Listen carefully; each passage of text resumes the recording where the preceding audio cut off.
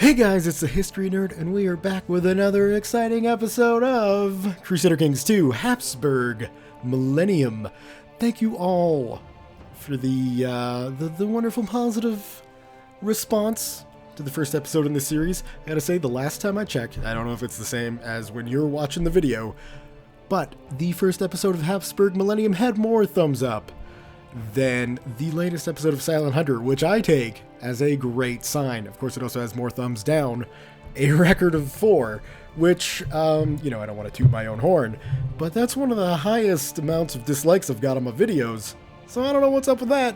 Regardless, most of you guys, and girls, I don't want to exclude you, I use guys as a gender or non-gender exclusive terminology for everyone. Thank you. And I'm excited to be able to provide you guys with some more Crusader Kings 2 action. Also, if you've got any questions about the game, feel free to check out the Crusader Kings 2 CI series. Now, for those of you who know your Roman numerals, CI is 101. I figured let's be historically nerdy and keep up with the Roman numerals. So, last episode, we went from being the Count of Argau to the Duke of Upper Burgundy. We went from holding one personal holding, Argau itself, and we now have what I am going to call Burgundy, because there's no way I'm going to be able to pronounce Borgogny. Well, I guess I could. It sounds ridiculous. Oh, geez, I forgot to set my stopwatch. There we go. Borgogny is not what I'm going to be calling it. Anyway, so what are the plans for today? Well, we are going to, like I said in the first episode, build up, not out.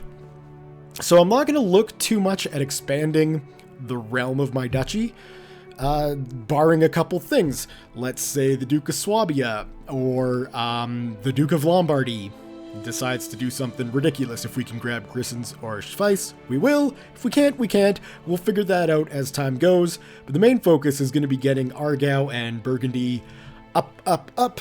And perhaps, if one of my other vassals decides to misbehave, I think we've got 2 Ulrichs, right? We've got Ulrich of Neuchâtel, and we've got Ulrich of Bern. So if either of the Ulrichs decide to get uppity, we will strike them down and take their land as well, because thankfully they can't raise anywhere near the amount of troops that we can. We're almost at 2,000, and what I'd want to check first and foremost is the development level of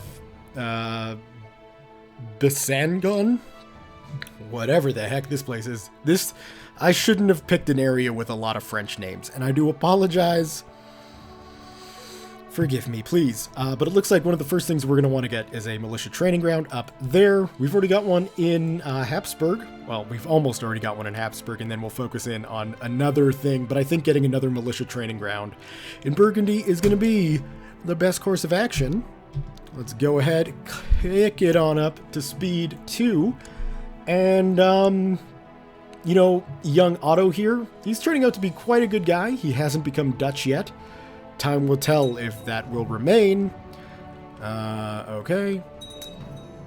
Wonderful. And so we can see now, well, that should be going up. 1,200 there, 2,183. That might slowly tick up. Anyway, we got our militia training ground done. We're going to be getting another one going in Bascon. And, ooh, look at this. We've got a load of development area in Burgundy, especially compared to Argau. In fact, we've got a load of development in Burgundy that's already developed. Good news all around. And these other 2 holdings, they're, they're okay, but they're certainly not as rich and plentiful as that. We could also start to look to pick off, other little minor holdings. I still think maybe Genevieve here would be a good idea, but I don't know. I really don't know. It's all, at this stage, because my plans are so limited, or I guess not limited, but are so small compared to other plans, that it's really just a matter of waiting it out until there's a good opportunity to strike. for the expansion that we're looking for. So, you know, we're gonna roll with it. I don't know if Werner here is gonna get much else done in his life, to be honest. So we'll see. I promised my wife Regenlind that I would find a suitable ride for her when her mare had to be put down. Now, I'm in luck. Not only one, but 3 different mares have been brought to Argau. So let's just take a look. Our relationship with her is, you know, it's certainly not cold, but I wouldn't say it's warm. So we've got options. The skewbald one looks a little old, but sweet, and that'll improve relations by 15. Cost me 5 gold. The white mare is a bit frisky, but she'll be fine. And as you can see, that's going to cost me double the gold, but get me over double the relationship. And then the black one is magnificent. A suitable watch for my wife. I got to spend 15 gold, but you know what? My wife will fall in love with me. Or we can just be like, no, you don't get a horse, and she'll hate me. She gets the nice horse. And you can see, well, bam. We're now in love. And so this is another thing that we can talk to. You know, we can get into how you get more than one lover when Crusader Kings 101 covers more of the focuses.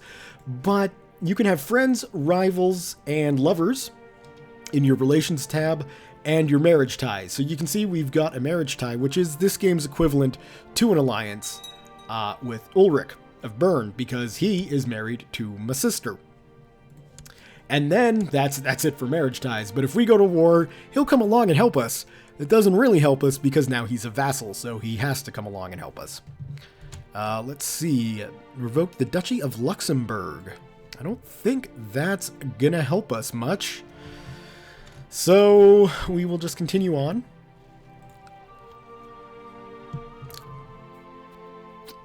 Sorry. Scratching my nose instead of unpausing the game. That was selfish of me. And we can also see here, like, the Duke of Bavaria is getting stronger and stronger. It really wouldn't be a bad idea, I don't think, to get the Duke of Burgundy as an ally. I think that would be probably our best bet. They're close to us. And they're one of the strongest powers in the Holy Roman Empire, so that would be a pretty good thing. With Burgundy on our side, we would be able to take Swabia no problem. If we check... Oh my. I thought that would be a lot higher. Bavaria, what are you doing, man?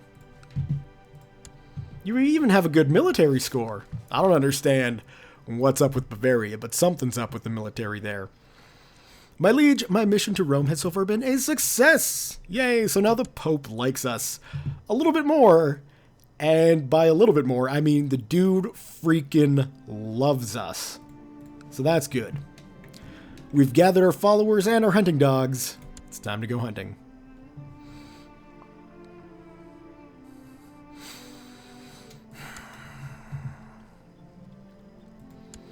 I don't know, because we can't... So if we were to declare war, I just don't think we're strong enough yet to take him. Fruitlessly scouring the countryside, you come upon a small cottage in the wilds. As you knock, an old crone opens. When she sees you and your hunting party, she cackles eerily and says that she has a powerful potion that will make you a stronger hunter, sure to catch any prey. Well, you know what? Let's drink the random potion that the old crone has and see what happens. You drink the potion down, soon you start to feel all queasy, and then you pass out. As you awake, you have a strong headache and no desire to continue your hunting expedition. The old crone has disappeared. Your guards don't seem to know how or where to.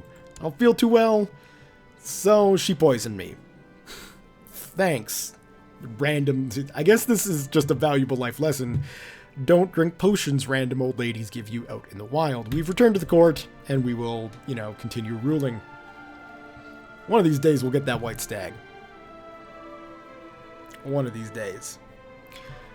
So I guess really with me not having much to jibber jabber on about, I will just stop the recording and I'll come back when we got something more exciting.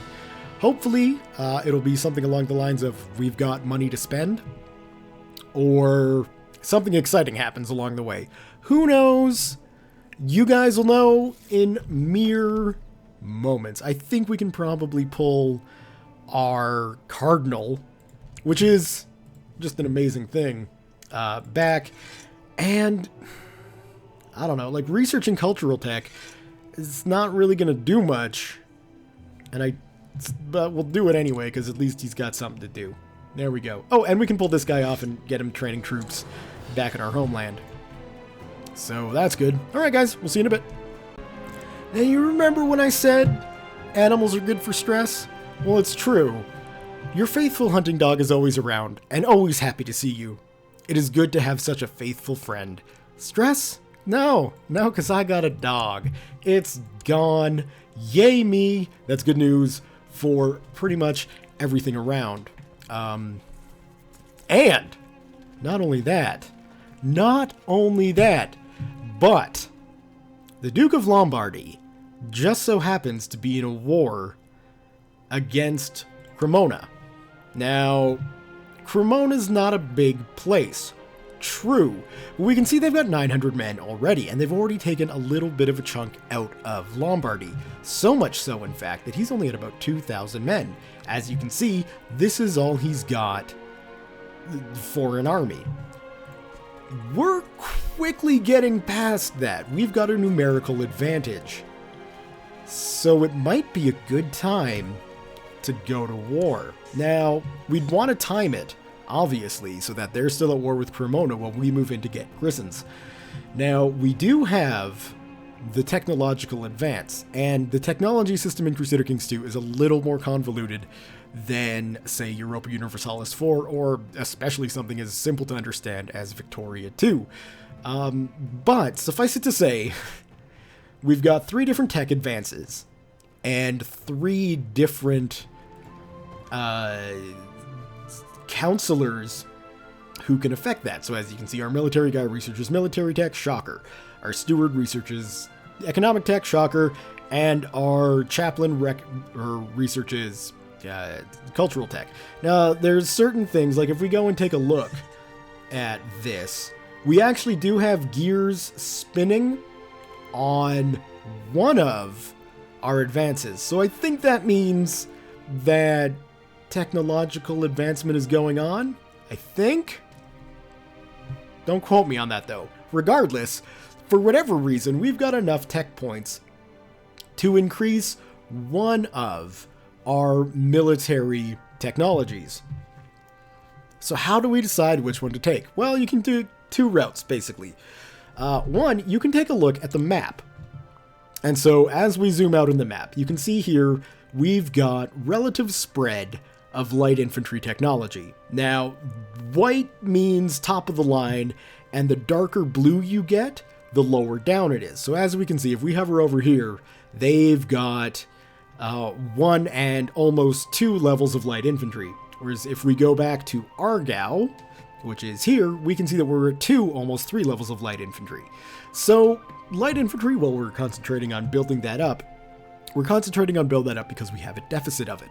So we don't necessarily want to get light infantry tech for our troops. Now, heavy infantry, cavalry, basically everywhere in Western Europe is going to be at kind of the same level we are. As you can see, the Nordic peoples, they're slightly ahead of us in well, not ahead of us, but they're slightly at the same level of us in shipbuilding. And that's pretty much it. Otherwise, we're heads and tails above everybody. Now, what do each of these tech levels do? Well, we can take a look. If we increase light infantry, we'll get a 1.2% boost to attack and defense for light infantry and archers. We'll get roughly the same thing for heavy infantry and cavalry, all types of cavalry. Siege equipment is going to reduce the siege speed. So I guess increase the siege speed, so you'll siege faster, and I think with the siege defense, you'll defend for longer. Shipbuilding, we're probably not going to worry about shipbuilding for a very long time. It's going to be ages before we get a port, so I'm not going to worry about that. And then military organization, which increases our morale and our supply limit, and boosts our retinue. So, I'm going to go for the increase in military organization. So we're still on that map view, If we go ahead and click it, we can see now, we'll go back, and if we zoom in on Argau, it's a little more white than the surrounding areas.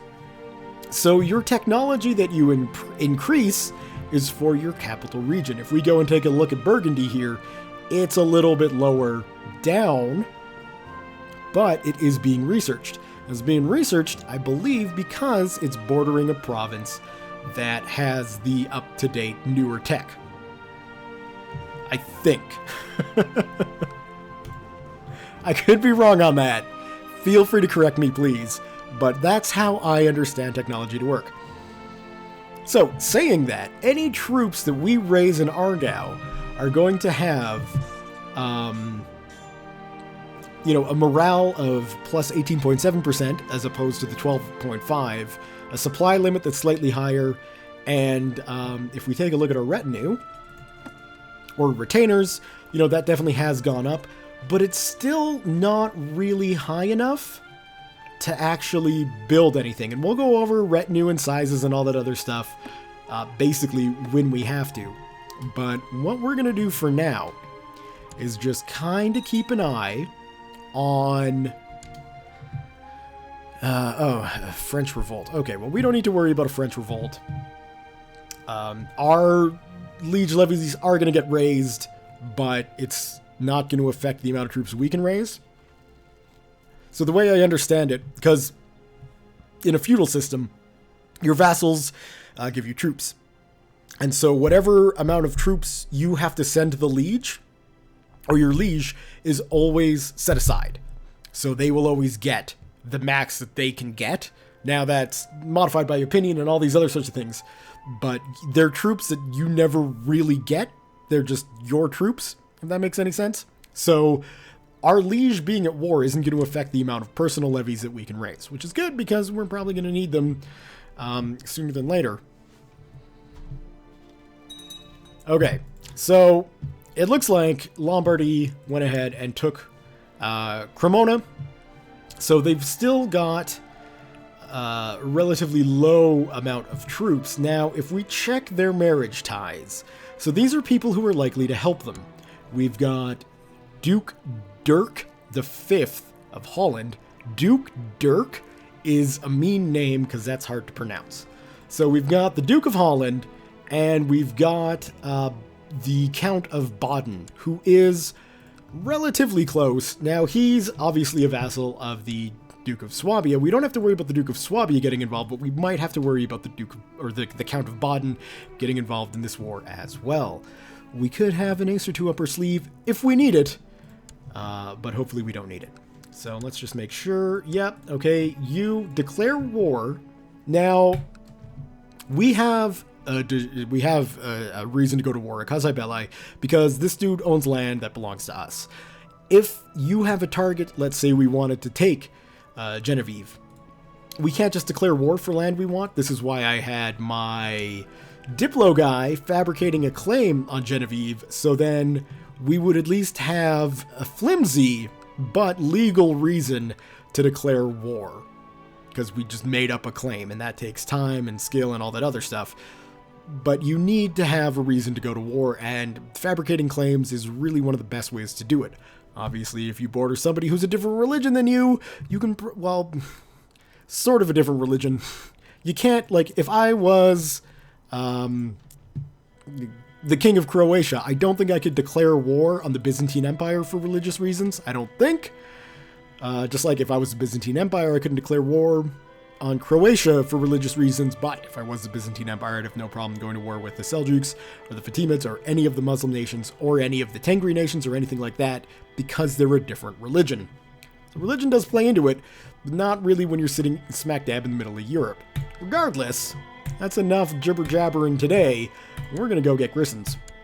So we've declared war. He's probably going to call in his friends. We are going to raise up all of our troops and get them consolidated in Argau. And if we take a look, he hasn't called anyone in yet. Although now he's called in the Count of Baden and the Duke of Holland.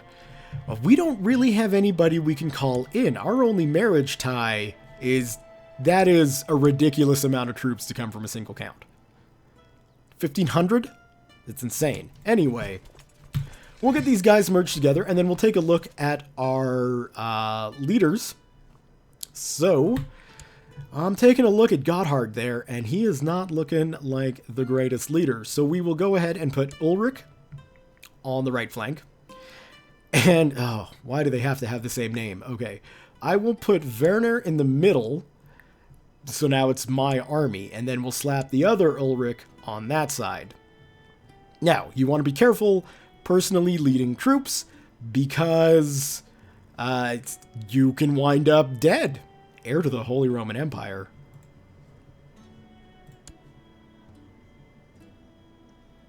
That is an interesting thing. So the Holy Roman Empire is an elected position, and as you can see, we're leading. So the Duke of Swabia, the Duke of Austria, the Duke of Bohemia, and the Duke of Triol all are voting for me. So, I mean, there's an off chance that we might get the Emperor title. If we take a look, Heinrich III, he's a ways away from getting killed. And, you know, we're not going to assassinate him. We're loyal. So, let's go and take our army. We'll go that route. And see if we can get... Okay, let's just slow it down here. What do we got? Your wisdom and mercy. We propose that Duke Gerhard of Upper Lorraine become the guardian and mentor of little Otto. Werner soon? He became Dutch?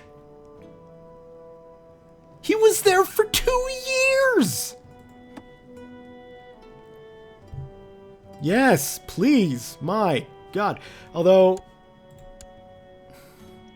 Well, he's gonna wind up getting a military education then. Ah, that sucks. I don't want him to be Dutch. I've got nothing against the Dutch, but it's frustrating. Okay, so taking a look at this, with the 1,500 troops that are coming in from Baden, along with the 2,700 troops coming in from Lombardy, we're at a troop disadvantage. That's bad news bears for Crusader Kings 2, because numbers really do matter, unless you can get a situation where you've got a massive tech advantage or a huge advantage in heavies. So like heavy knights, heavy infantry, and pikemen.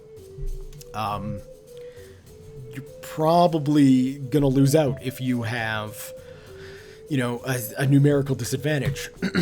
But fear not, ladies and gentlemen. We've got mercenaries. Now, if we take a look at mercenaries, a lot of them are quite expensive. Now, the first grouping of mercenaries we can see here, other than this band of 11 horse archers, or, you know, we're not going to raise 11 horse archers and 16 light cavalry. We're certainly not going to pay 5 ducats for them. Although that is, you know, it's looking at it, it's like, well, that's all you can afford. No, no, no. We've got money lenders to fix that. But what we want to do is make sure we can afford enough troops to actually make a difference.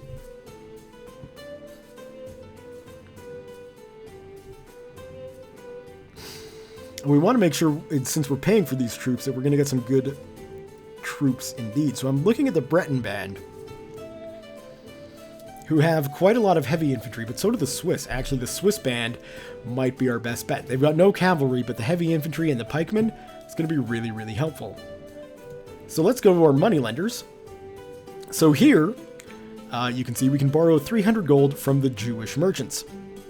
So what this will do is give you 300 gold, and then lower your temple vassal's opinion by 10. So our cardinal's going to be a little less impressed with us that we had to borrow money. Truth be told, he likes us so much it won't really matter.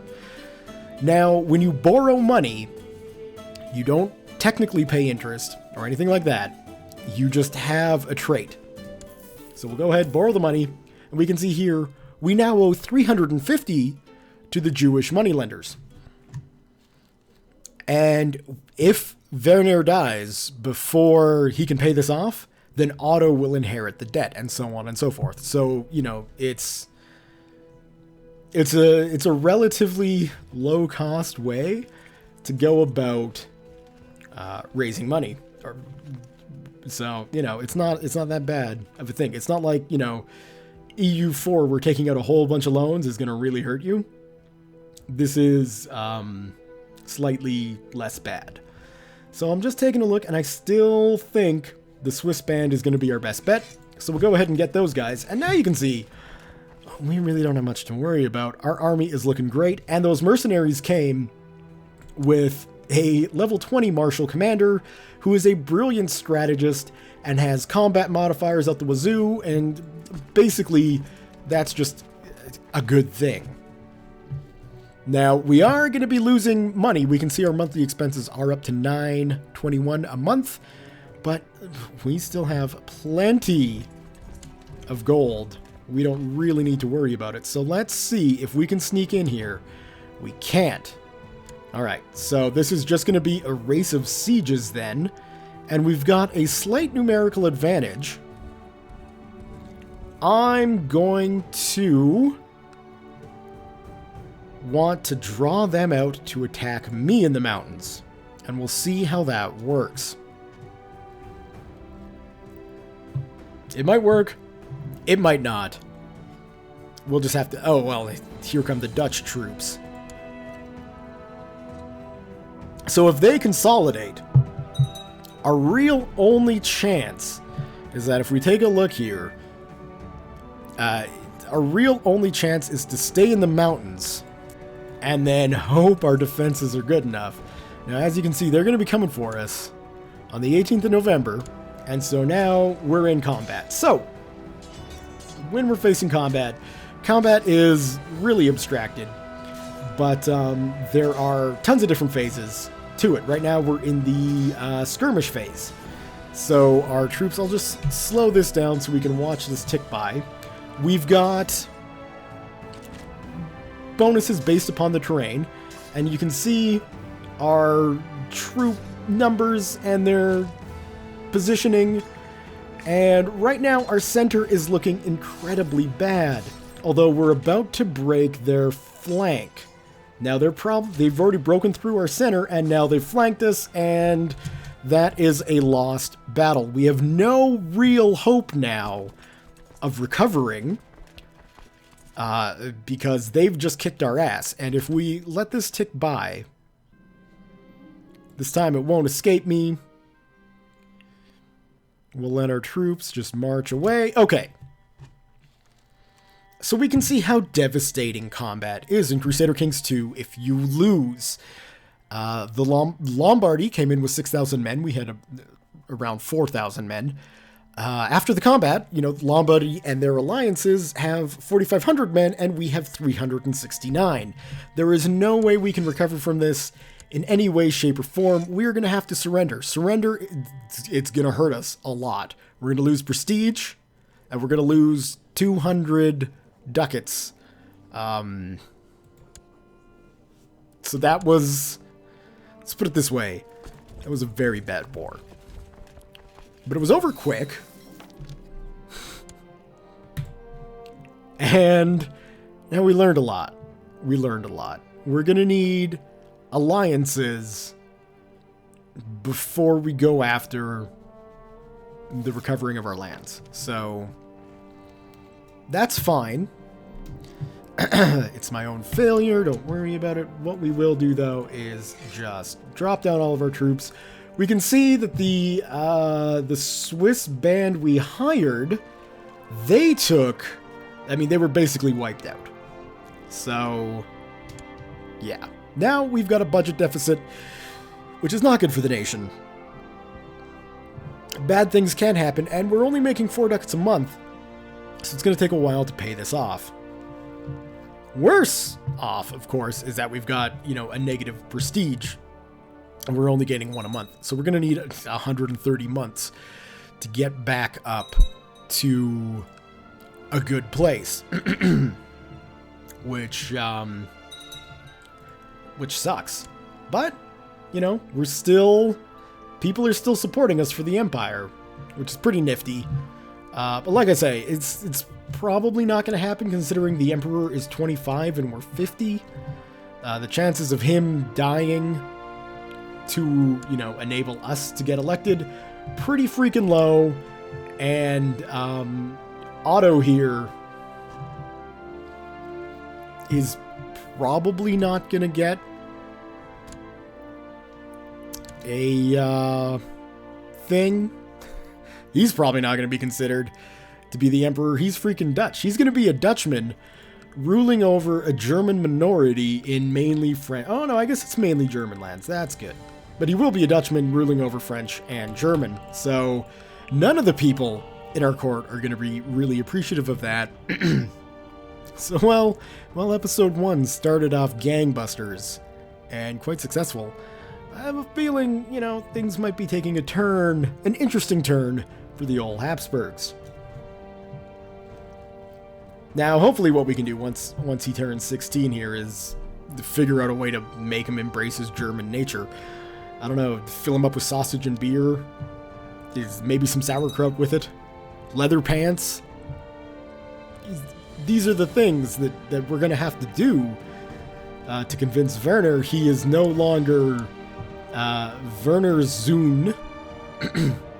Or to convince Otto he's not, well, I guess that's Werner's son, isn't it? I'm picking up on some Dutch.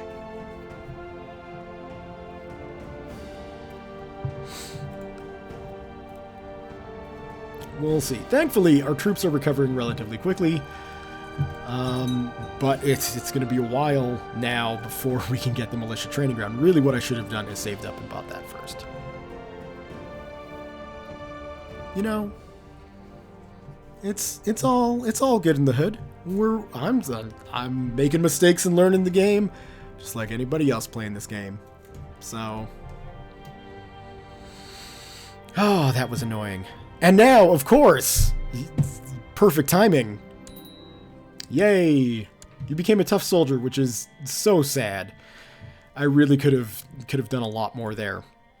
But what's really frustrating now is, obviously, you know, the Count of Griens, who's a lunatic with the Great Pox, has decided, you know, it's time for him to be neutral or independent. And yeah, that's kind of frustrating. So we need to find a wife for young Otto here. And I'm looking, and I see Mechtheld von Nordheim. So let's see. This would give us an alliance with Bavaria. And Otto would gain 2 prestige for marrying into the Nordheim house. So a little bit of prestige, but not much, and that's fine. Just as long as, you know, just as long as there's the alliance there. Now the question is, if we take a look at Mechtheld here, she's not very good. She's a tough soldier, which is okay. She's brave, that's fine. Zealous is and charitable is Her stats, Let's take a look at Ida, her slightly younger sister. And slightly younger, not to the point of creepy, for a 16-year-old to marry, which is, you know, kind of the key. But she's gregarious and ambitious and brave and envious. So I'm liking the looks of these a whole heck of a lot better than I'm liking the looks of these. So I think this is what we're going to do. We're going to arrange a betrothal between Ida and Otto. And we would still get the alliance. We'd still gain 2 prestige for Otto. But we're going to get him a much better wife. So there she is. She's Midas touched. Look at that stewardship rating. Absolutely insane. And okay, so yeah, you're considering another offer from us. Perfect. You two are going to just have a wonderful life together. There we go. We can collect a royal aid. So I think in this case, taking the 100 prestige is going to be much, much better than taking 25 gold. So there we go. Perfect. We got Otto set. He's Dutch, but we'll work on it. You know, we'll do something. I don't know. I don't know what we can do to make someone German, but we'll figure it out and we'll do it. Now, I am tempted, honestly, to go for Griens again here. I wish I'd waited for the revolt to happen. That would have been so much better. But what can you do? What can you do? We got our own Ida coming along. She's shy.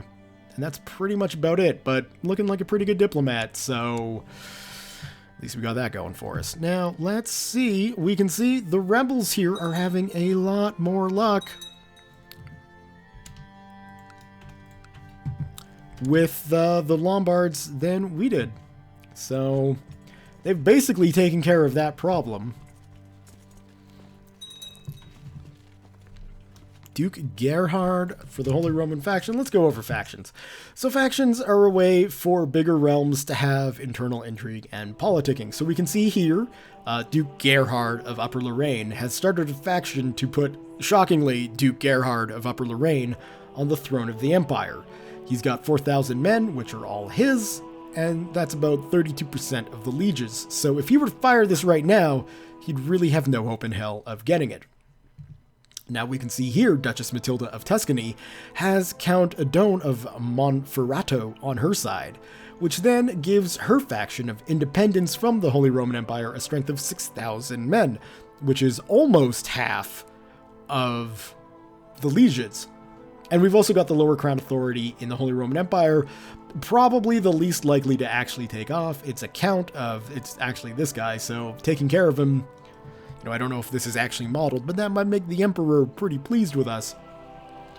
And we can see he's got less than 10% of a chance for that going. We could start a faction if we wanted to. We could demand Gallican succession in the Holy Roman Empire. I don't know why you would do that unless you were the Emperor. Or a ton of different people for the for the title of, Holy Roman Emperor. So, yeah. There's a lot you can get into internally once you start playing into the faction system. At the moment, we don't really want to do that. In fact, what we want to do is do whatever we can to keep the Emperor liking us, which means we should probably take our diplomat and just improve relations there.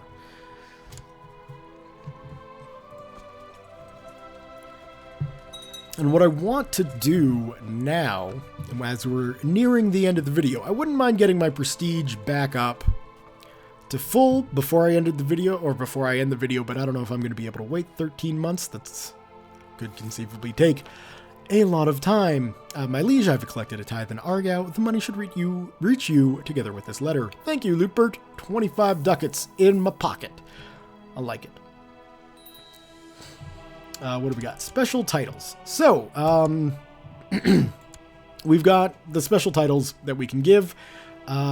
These titles, the honorary titles, as we can see, if we were to go for a designated regent, probably who we would want to put as our designated regent would be, from a roleplay perspective, I like thinking my son should be the designated regent. So we can see what the designated regent does. Is gives an opinion of plus 20. So instantly, whoever you give an honorary title to is going to like you a little bit more based upon the little title you give them, and it'll also give a few other perks. So in this case, let's go back to this designated regent. It gets a monthly salary of 1/10 of a ducat a month and prestige of 0.04 per month. So it's a way to just kind of boost. Specifically, what you would want to do that with is your vassals. Now, I don't really need to worry about vassal management too much in this condition. I'm much more powerful than either one of my vassals individually, and even if they teamed up together, they might not be able to take me. But, to be honest, they both like me quite a bit, despite revoking a title. Like, that's... We revoked a title, and Ulrich of Nuremberg there is still like, you're probably one of the best lieges we could ever have. Same with our our cardinal here. Despite the fact of revoking a title and owing money to the Jewish moneylenders, he loves us. He's like, you're really good. Keep up the good work. So, Also having it, I don't know if it says it somewhere in here. But I know, like for instance, with the Byzantine Empire, if you've got a female heir, people don't like that, and it's probably the same for basically any system where your vassals are going to be like, look, we don't want a woman running the thing when you're done. This is insane. We don't like you. Sexism in the freaking, you know, medieval period is a thing. So that should not be a shocker to anybody. Duke Werner for the... So is this... Let's just check the old factions. Yep.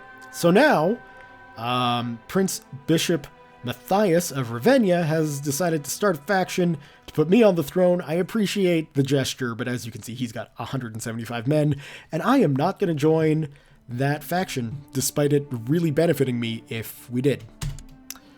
But yeah, I think, unless my military is looking a lot better, we might be able to take them. I don't know, though. We'll leave that for consideration in the next video. I think taking a rebelling province is probably a really good idea. But we'll leave that for the next video. We're running out of time today. So we'll hit Habsburgs, we'll hit save. And thumbs up if you have enjoyed this video. Leave your comments, questions, concerns, thoughts, jokes, musings, what have you below. Remember, if you leave a question here and I don't answer it in the Habsburg series, please check out the Crusader Kings 101 series, where I will be answering most, if not all of the in-game Crusader Kings questions. Thank you all very much for watching, and we'll see you next time.